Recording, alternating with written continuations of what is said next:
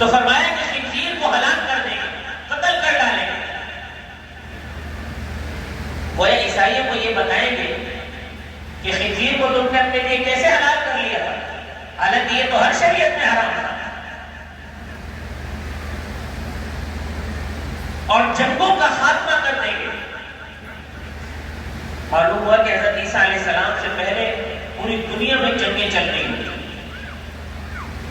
لڑائیاں چل رہی ہوں گی۔ حضرت عیسیٰ علیہ السلام دجال کو قتل کریں گے، دجال کے قتل ہوتے ہی جنگوں کا خاتمہ ہو جائے گا، جنگیں ختم ہو جائیں گی۔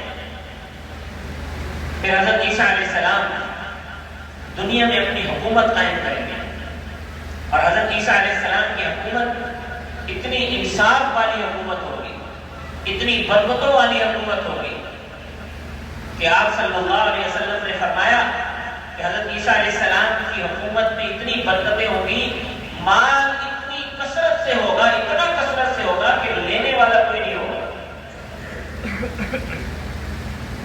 لوگ دینے کے لیے ہاتھ میں لیے پھرتے ہوں گے، لینے والا کوئی نہیں ملے گا۔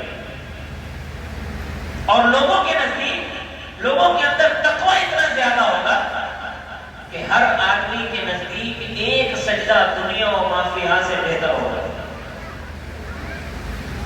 یعنی ہر آدمی مال و دولت کو کوئی اہمیت نہیں دیتا ہوگا، دنیا کو کوئی اہمیت نہیں دیتا، اس کے نزدیک اہمیت ہوگی تو اللہ کے حضور سجدہ کرنے کی